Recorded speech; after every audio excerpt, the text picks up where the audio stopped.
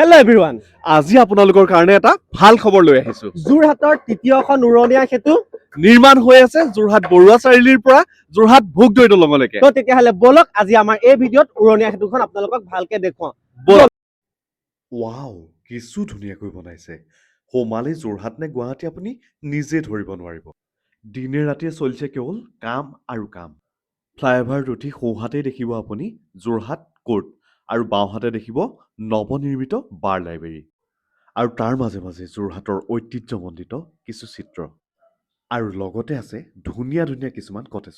আমাৰ যোৰহাটৰ তৃতীয়খন উৰণীয়া সেতুত লিখা আছে সুৰাপান কৰি বাহন নচলাব, do not mix drink and drive. আশা কৰিছোঁ আপোনালোকে কেতিয়াও ড্ৰিংক এণ্ড ড্ৰাইভ নকৰে যাতে। তীব্ৰ গতিত বাহন নচলাব।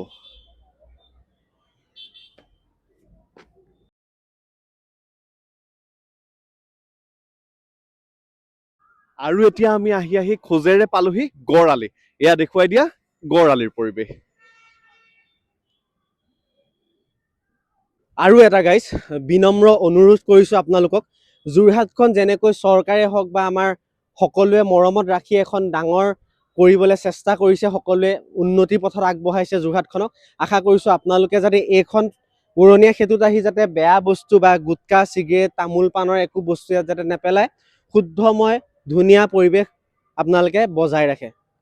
আমি এতিয়া আহি আছোঁ নিৰ্মল চাৰিআলি, জাষ্ট পাৰ কৰিলোঁ, এইফালৰ পৰা পাৰ কৰি আহিছোঁ আৰু আমি এতিয়া আহি আছোঁ ভোগদৈ দলঙৰ ওচৰলৈকে।